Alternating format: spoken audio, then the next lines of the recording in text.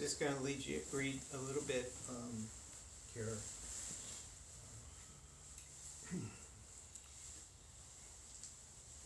Thus determined, full of space, Siddhartha passed into deep meditation.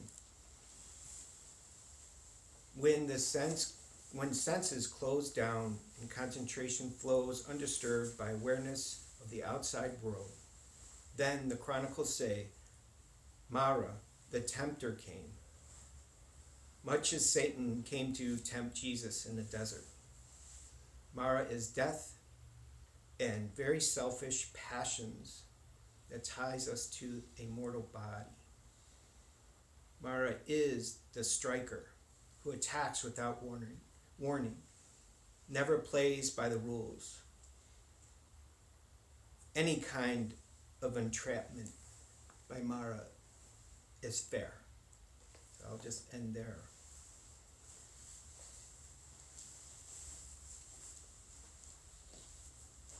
The story goes that Mara sent first tempting the Buddha with his daughters to seduce him. Then fierce armies. And then tempted him with ultimate power, ultimate consciousness. Frontier divides what is transient from what is deathless. A chance to escape the realm, this realm. So,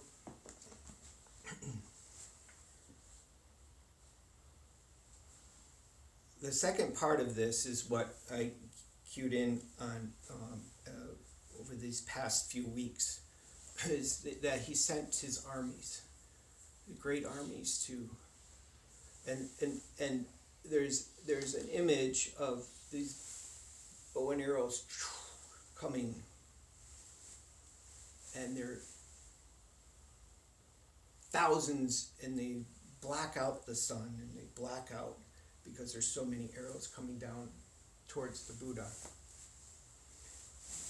And when they get close to him, they turn into petals of flowers, and they fall. He's undisturbed by any of it.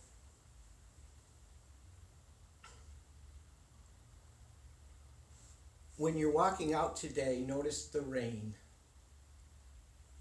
Notice the rain from the leaves falling from the trees. And hopefully they will shower you with that beauty, with that peace.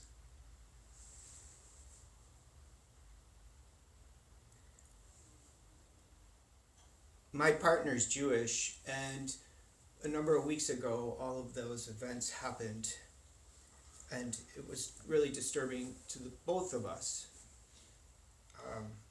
And I have been praying, wishing, wanting that those rockets that flew into Israel would shower flowers, and vice versa. And the rockets going the other way would shower flowers. I was almost thinking, it's too bad that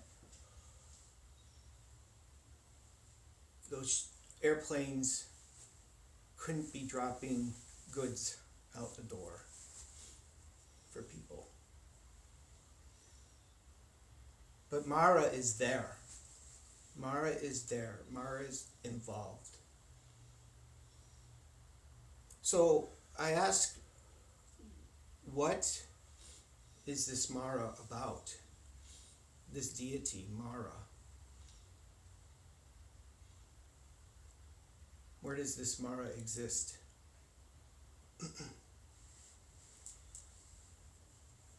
Human beings can't seem to get out of our own way. We really can't.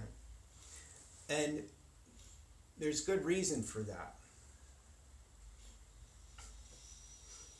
We live in a world that asks for a contrast. In other words, we navigate in a world of senses that we have to determine, and we have to be vigilant in what's going to hurt us and what's not going to hurt us. So we have to be in other words, we don't just walk across a freeway. We have to be vigilant about what's happening. And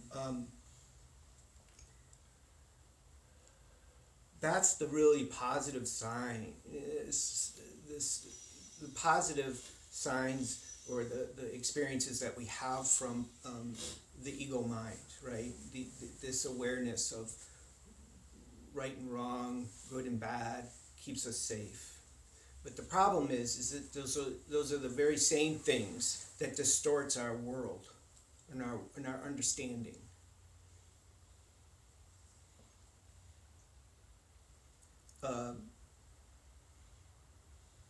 So what's the point of the ego? The ego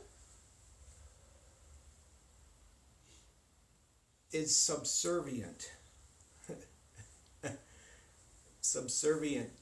to your spirit, to your emptiness. It's to be under, it's that part of you that when you're at peace and when you can move from there, right? But the ego is there to make things happen and help that. But we have it reversed. The ego in our stream consciousness, you could say, and around the world, is that we listen to that, and that's the director, right? So with that, we get solidified contrast, or we seem to think this is all right, this is all wrong, this is perfect, this is not perfect, and we move from there. And with that comes a lot of the fears that we have that when we walk in the world, because we need to be vigilant, right? And that is so powerful. That is so very powerful. I get caught up in it a lot. And I have to be very mindful of that, because it is very challenging. This is why our practice is so very important for our own cultivation. Like, you're not doing this except for your own mind, but it is for the benefit of all beings.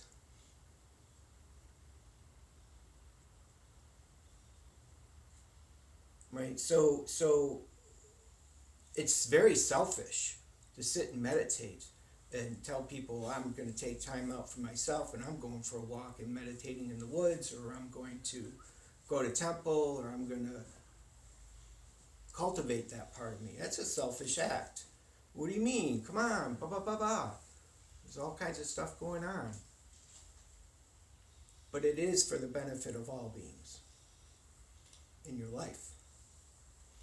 It's not done out of guilt or something you should or shouldn't do. That's for you to determine.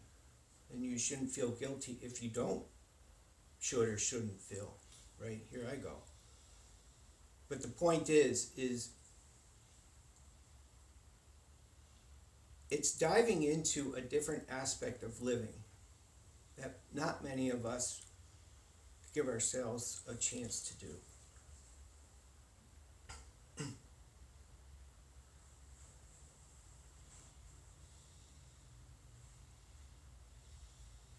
So remember that even the Buddha had this ego coming after him. Even Jesus had this ego coming after him. These great beings that we, kind of put up. But it's not that way. It's you and me. It is you and me. Just as human, right? And which leads me to this other part, which leads me to suffering. Why do we come here? Because we want to end our own suffering, of course. Right? And when you do that, you do not only do it for yourself, but you do it for the benefit of all. Because when you're walking around and you're in a good, very good space, that energy is felt by all, whether you know it or not. It's there. It's cultivating that. But this idea that I run into is I want all up without down. I want all up without down. I want in without out. I want the sweet lollipop never to end, but then I get sick of the flavor, so I want a new flavor, but I don't want that to end either. But then that's going to end, and then there I go. Right? Suffering is a part of our existence. It is part of our existence. It is a fundamental part of our existence. We will suffer, guaranteed. You can't have all up. It doesn't work that way.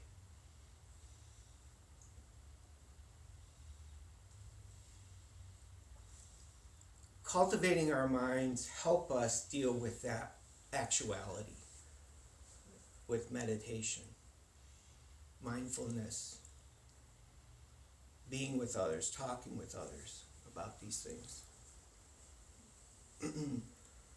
Because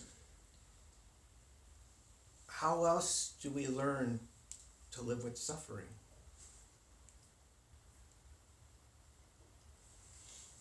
I'm going to end on two things.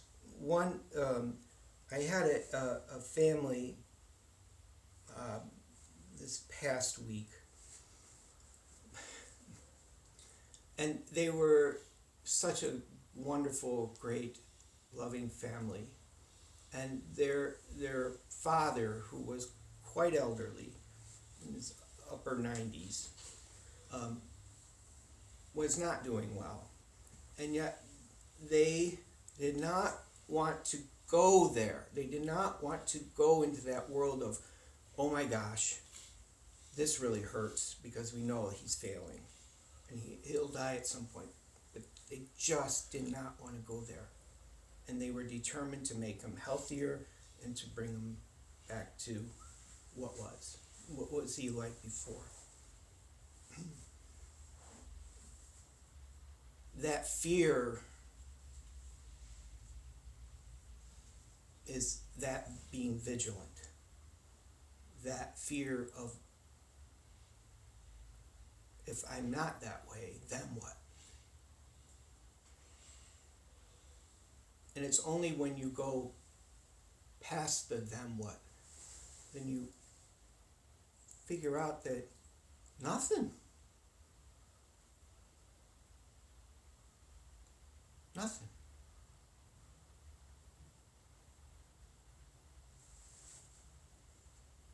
And the second part is Christina Applegate, she's a actress who a long time ago, when she was on that sitcom, Married with Children, biggest crush on her ever. I thought, oh my God, she's so beautiful, right? And I knew that, she had recently got MS. She was fairly recently diagnosed.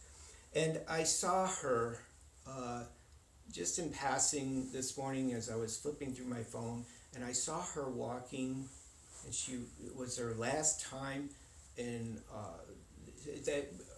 she was as an award show, and she was walking with her 12-year-old daughter, and it was kind of like a retirement, I believe, of some sort.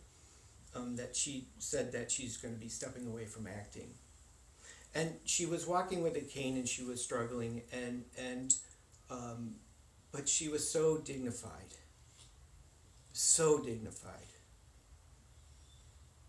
in her suffering. And it was, for me, very human.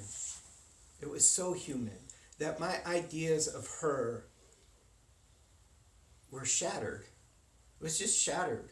My ideas, my thoughts of, wow, she's really good looking, she's so accomplished, all of these thoughts that I had, just gone. Because there was just an absolute human being that was going through her life, walking her path. And it was so simple.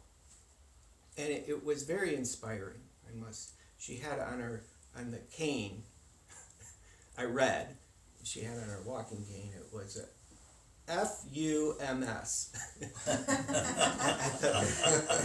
So that was really great. So suffering is a part of our existence. You cannot get away from it. And to get through it, you don't end it. You're not getting through ending. You're not getting through it as if it's finished. You're getting through it to say, okay. And with that, suffering ends. When people come to accept their demise, they are okay. You know, when I come to accept that I'm feeling cranky, I'm still cranky, but I'm okay. Right? So I hope you feel the shower of the leaves today as we walk, because there is windy, and I was enjoying them when everybody's walking in today. I was seeing them, and I was like, oh, this is so great. So enjoy the fall, and thank you. Thank you, Babu Sunim.